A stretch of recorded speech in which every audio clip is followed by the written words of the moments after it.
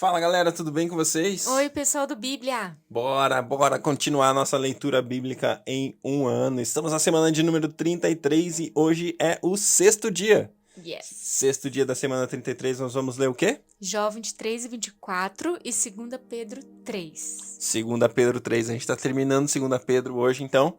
E assim a gente segue a nossa leitura bíblica em um ano. Estamos aí no dia 6 da semana 33 e vamos nessa. Deus, muito obrigado por esse dia, obrigado pelo seu amor por nós, pela sua graça, fidelidade, cuidado constante, Deus. O Senhor é fiel, o Senhor é aquele que faz mesmo quando a gente não vê, mesmo quando a gente não percebe. O Senhor está agindo em direção a nós, os seus filhos amados, Deus. O Senhor nos ama de uma maneira única, de uma maneira poderosa, Pai. Eu quero te agradecer, te louvar, te exaltar, Deus, porque isso é assim nas nossas vidas. O seu amor é real por nós, o seu amor é infalível por nós, Pai. Nós te agradecemos, Pai. Que as nossas vidas possam ser vidas, Deus, que sigam o exemplo de Cristo. E assim como Cristo viveu, que a gente viva, Pai. Amando ao Senhor acima de todas as coisas. E aqueles que estão ao nosso redor, assim como nós nos amamos, Pai. Que seja assim, para a glória do teu nome. Em nome de Jesus. Amém. Glória a Deus. Jó, capítulo 23. Então Jó respondeu: Até agora me queixo com amargura. A mão dele é pesada a despeito do meu gemido. Se tão somente eu soubesse onde encontrá-lo e como ir à sua habitação, eu lhe apresentaria a minha causa e encheria a minha boca de argumentos. Estudaria o que ele me respondesse e analisaria o que ele me dissesse. Será que ele se oporia a mim com grande poder? Não, ele não me faria acusações. Homem íntegro poderia apresentar-lhe sua causa. Eu seria liberto para sempre de quem me julga. Mas, se vou para o Oriente, lá ele não está. Se vou para o Ocidente, não o encontro.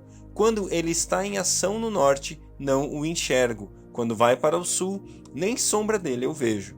Mas ele conhece o caminho por onde eu ando. Se me puser à prova, aparecerei como o ouro. Meus pés seguiram de perto as suas pegadas. Mantive-me no seu caminho sem desviar-me. Não me afastei dos mandamentos dos seus lábios. Dei mais valor às palavras de sua boca do que ao meu pão de cada dia. Mas ele é ele. Quem poderá fazer-lhe oposição? Ele faz o que quer. Executa o seu decreto contra mim e tem muitos outros planos semelhantes. Por isso fico apavorado diante dele. Pensar nisso me enche de medo. Deus fez desmaiar o meu coração. O Todo-Poderoso causou-me pavor.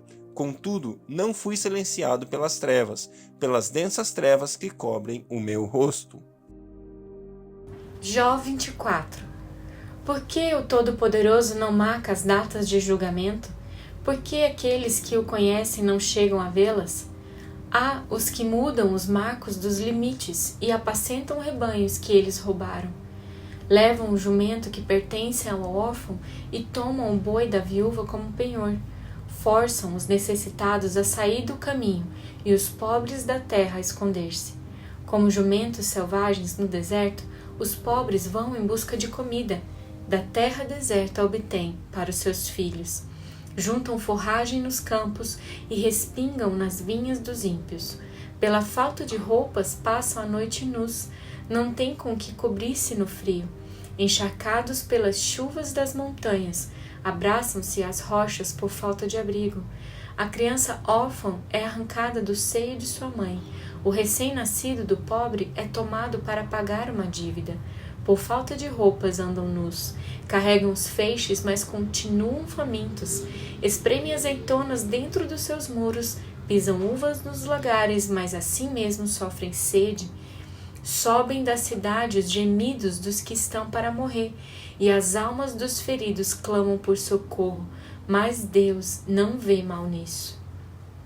Aos que se revoltam contra a luz, não conhecem os caminhos dela e não permanecem em suas veredas.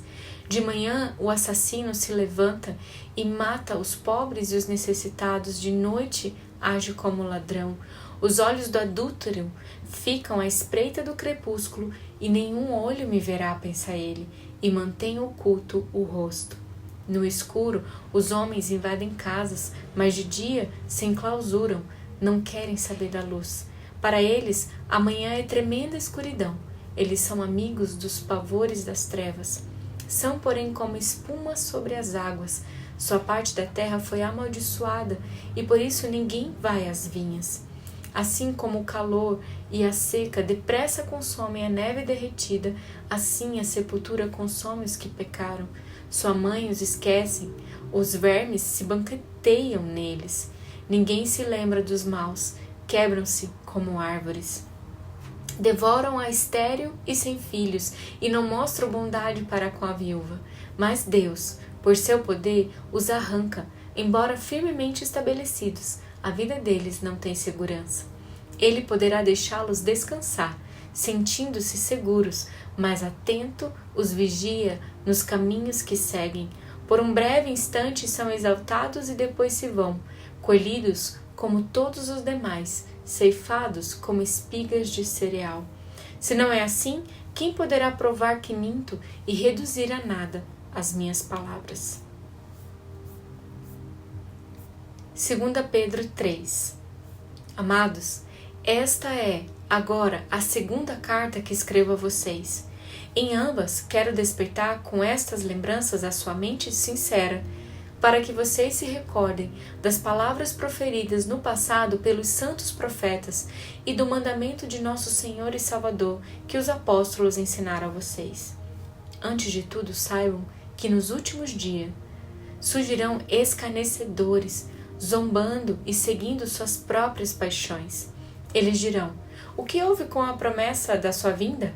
Desde que os antepassados morreram, tudo continua como desde o princípio da criação. Mas eles deliberadamente se esquecem de que há muito tempo, pela palavra de Deus, existem céus e terra, está formada da água e pela água. E pela água, o mundo daquele tempo foi submerso e destruído. Pela mesma palavra, os céus e a terra que agora existem estão reservados para o fogo, guardados para o dia do juízo e para a destruição dos ímpios. Não se esqueçam disto, amados. Para o Senhor, um dia é como 1000 anos, e 1000 anos é como um dia.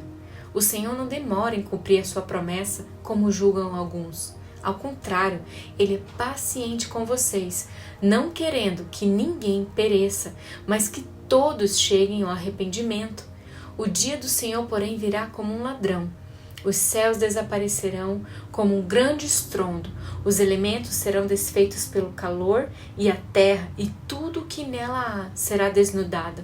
Visto que tudo será desfeito, que tipo de pessoas é necessário que vocês sejam? Vivam de maneira santa e piedosa, esperando o dia de Deus e apressando a sua vinda. Naquele dia, os céus serão desfeitos pelo fogo e os elementos se derreterão pelo calor. Todavia, de acordo com a sua promessa, esperamos novos céus e nova terra onde habita a justiça. Portanto, amados, enquanto esperam estas coisas, empenhem-se para serem encontrados por Ele em paz, imaculados e inculpáveis. Tenham em mente que a paciência do nosso Senhor significa salvação, como também o nosso amado irmão Paulo escreveu a vocês com a sabedoria que Deus lhe deu. Ele escreve da mesma forma em todas as suas cartas, falando nelas destes assuntos. Suas cartas contêm algumas coisas difíceis de entender, aos quais os ignorantes e instáveis torcem, como também o fazem com as demais escrituras, para sua própria destruição deles. Portanto, amados, sabendo disso, guardem-se para que não sejam levados pelo erro dos que não têm princípios morais e nem percam a sua firmeza e caiam. Cresçam, porém, na graça e no conhecimento do nosso Senhor e Salvador Jesus Cristo. A Ele seja a glória agora e para sempre. Amém. Glória a Deus por esse dia, glória a Deus por essa leitura. Pai, nos guarda, Senhor, dessa forma, Senhor, com esse coração, Senhor, que deseja viver uma vida santa e piedosa, esperando o Teu dia e apressando a Sua vinda, clamando pelo Teu retorno e abençoando vidas e pregando o Teu Evangelho a toda criatura. Obrigada, Senhor, pela leitura do dia de hoje. Que você seja abençoado. Até a próxima.